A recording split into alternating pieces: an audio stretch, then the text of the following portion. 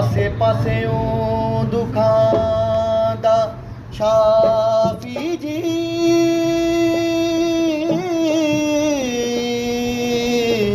ਦਵੇ ਕੇਰਾ ਨਾ ਤੋੜ ਤੇ ਮੈਨੂੰ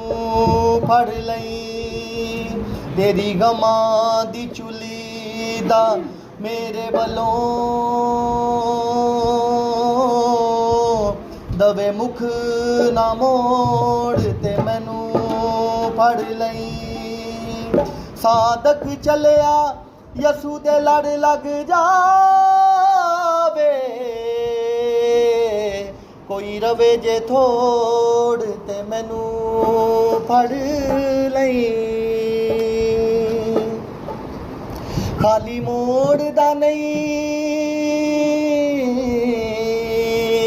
ਖਾਲੀ ਮੋੜਦਾ ਨਹੀਂ ਯਸੂ ਗੱਲ ਤੇਰੀ